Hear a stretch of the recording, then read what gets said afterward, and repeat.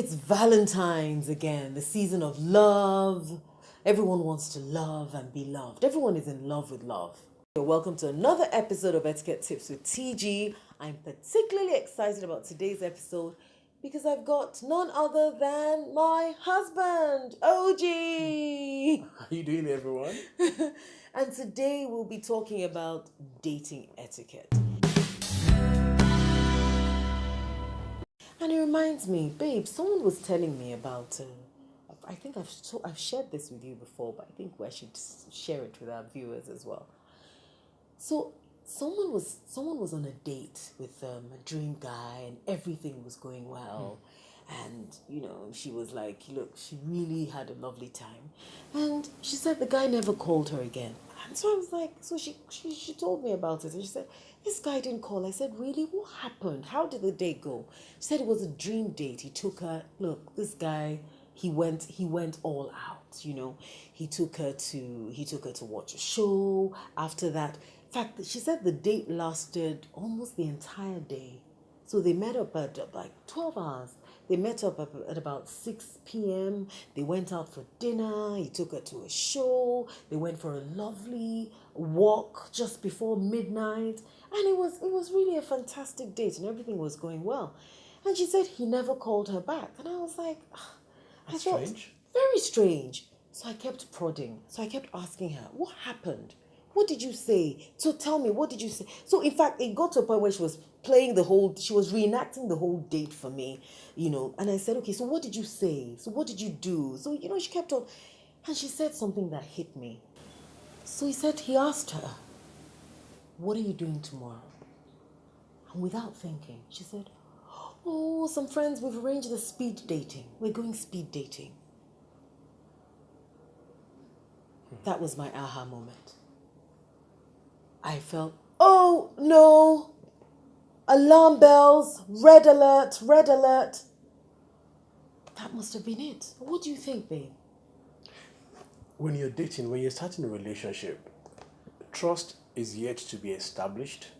So there are some things you must never say. At that point, the partner is not interested in where you're coming from. He or she is interested in getting to know you. So you must be careful. In a bid to be open, in a bid to be sincere, some things are never meant to be said. Later on, when the relationship has been solidified, when you've established trust, and when the knowledge of where you're coming from is no longer that consequential, then you can share some things. But at that point in time, some things are never meant to be said. So I think that was a faux pas.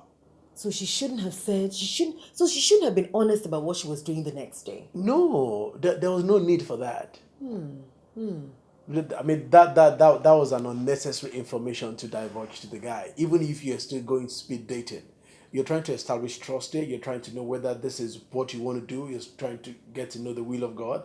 So I'm not sure at that juncture what you want to start telling the guy or the lady is what you've done or what you want to do with someone else. No, let that evolve first. You get to a certain point, like I said, where that now becomes inconsequential. But at that level, I think that was too early. And what they did was to kill a young fetus that was just maturing. Wow. Yes. I'm glad that friend or the friend of a friend is actually happily married today, but she learned a valuable lesson and Which you can learn from. Which you can learn from as well. So that should bring us to our tips now. So the first one really is, in your bid to be sincere, please always put your best foot forward. Don't overshare. There's some things you must never ever share on a first date. So what you're going to do with some other man or some other woman, please don't ever share it. The fact that you're even seeing other people must not be shared on a first date. Now, this is for the lady because the lady should know how the man is thinking.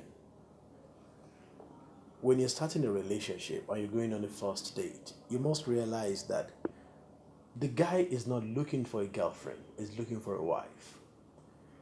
And the way you dress communicates a lot to the guy. A guy looking for a girlfriend doesn't mind the girl exposing everything. But the man looking for a wife wants decency. So if you're going on a date, there are certain clothes you shouldn't wear. You're sitting at the dinner table with a guy, and instead of looking into your eyes, we have to struggle between either looking at your cleavage or into your eyes. You know what I mean? So be different.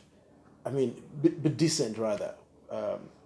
I'm not saying don't look good, and I'm not saying that you should dress like a nun, but at the same time, you can be fashionable, and at the same time, be decent. Yes, you can actually be fashionable and without overexposing yourself. You can be covered and beautiful, actually. You can. Because I've seen a trend these days that equates being fashionable with exposing the flesh. And ladies are beginning to think that until I expose some things, then I'm not fashionable. I don't think so. And guess what? No matter how far we go in our 21st century thinking, a man still wants a decent lady for a wife. This is a tip for the guys. Please, if you're going, I haven't dated for a while, so it's hard to remember all the rules of dating. But I remember one sticks to my mind. If you're and this is for the guys, this applies to the guys. If you're going out on a date with a lady, and you're someone who smokes or is trying to give up smoking, please don't just pull out your cigarette and start smoking in front of her. It may never earn you a second date. Or ask permission if you want to. Imagine having dinner with someone and they just bring out a cigarette and they start smoking. It's a no-no. Please don't ever do that when you're on a date with a lady. Ask her permission first. One key thing, and this is for the ladies. I witnessed the scenario of an old friend, much older friend, a long time ago. They were just starting a relationship. That was the second date.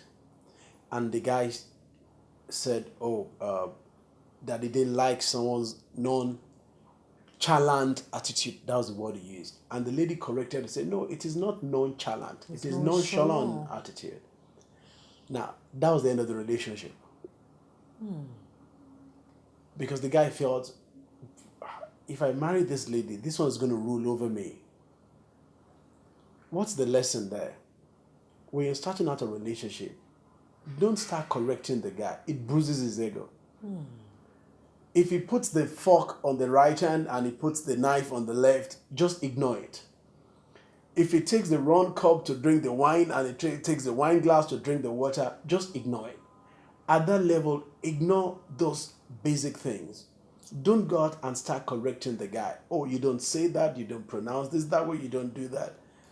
Like what I witnessed, it killed the relationship. Wow. Because the guy, what that communicated to the guy was that, this one will be my guy when we marry you. So be mindful of that. So in other words, don't give etiquette lessons while you're on a date. No etiquette lessons while you're on a date, please. My third and final tip would be, again, for the guys, since you've been addressing the ladies, would be watch how you talk to people. Watch how you address people. Of course, be on your best behavior.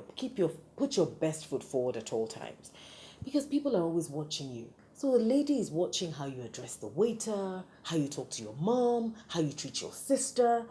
And people often even advise ladies. And for ladies, watch how he addresses his sister. Watch how he addresses his mother.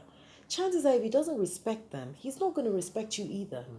So that's very key. So keep watching for those signs. There's certain signs you can watch out for, aren't there?